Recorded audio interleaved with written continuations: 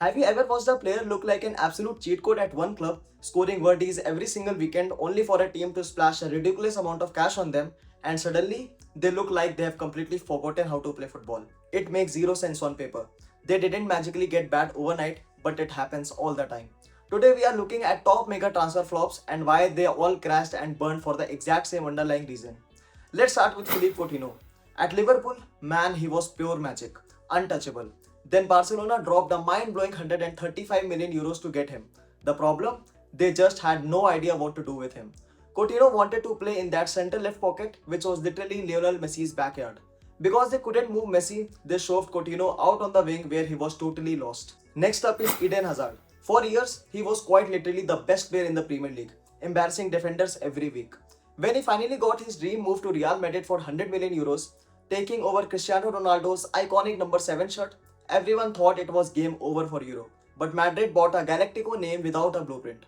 Hazard carried Chelsea for years in a system built entirely around his freedom, and when he arrived in Madrid, the team had no tactical home for a winger who didn't track back. Then we have Romelu Lukaku heading back to Chelsea for nearly 100 million euros after lighting up Italy and winning the league with Inter. Inter built their entire system around letting Lukaku run into open space. But when he arrived at Stamford Bridge, Thomas Tuchel wanted a striker who would press like crazy and drop deep into tiny, congested spaces. It was a complete tactical mismatch. Let's talk about Harry Maguire. Moving from Leicester to Manchester United for a world record 80 million euros for a defender. At Leicester, he excelled in a solid deep lying block where his defensive strengths were protected. United threw him into completely dysfunctional, chaotic team playing a high defensive line with zero midfield cover, hanging him out to dry under a massive media microscope. And finally, Antoine Griezmann moving to Barcelona for 108 million euros. Griezmann's absolute best position was playing right behind the striker, pulling the strings. But guess who owned that exact spot at Barca?